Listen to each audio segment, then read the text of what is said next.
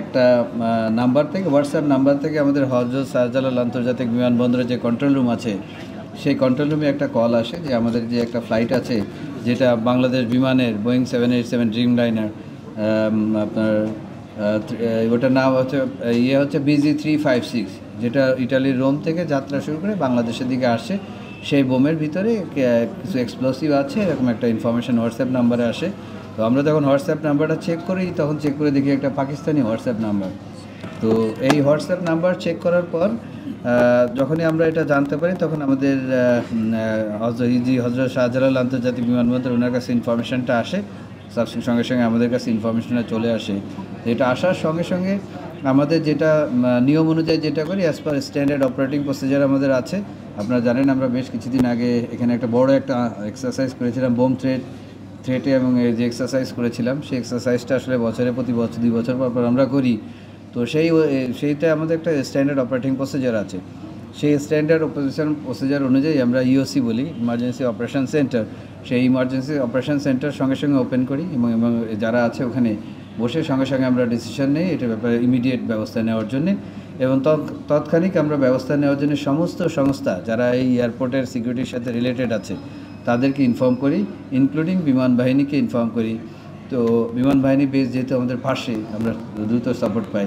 যত ব্যাগ আছে এবং প্যালেটের ভিতরে যত আছে সব খুলে আমরা A to Z thoroughly check করে এক্সরে করে স্ক্যানিং করে দেখেছি।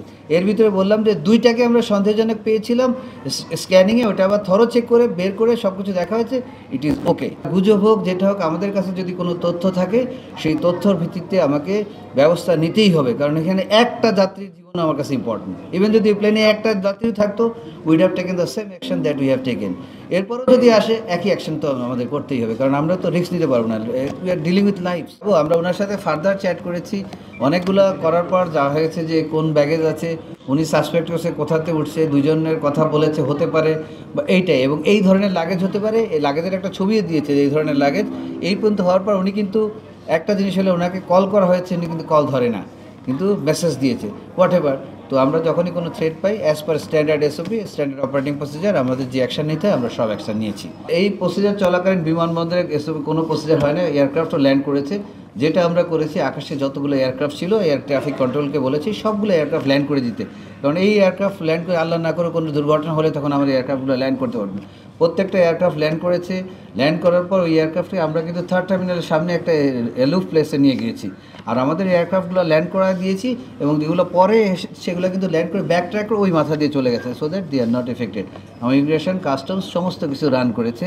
মিনওয়াইল আমরা এটাও সতর্ক ছিলাম যে এটা হয়তো এরকম হতে পারে যে আমাদের দৃষ্টি সরানোর জন্য একটা প্রজেক্টকে আমরা ব্যস্ত হয়ে গেলাম, সো এদিক দিয়ে অন্য কোনো ঝামেলা হচ্ছে।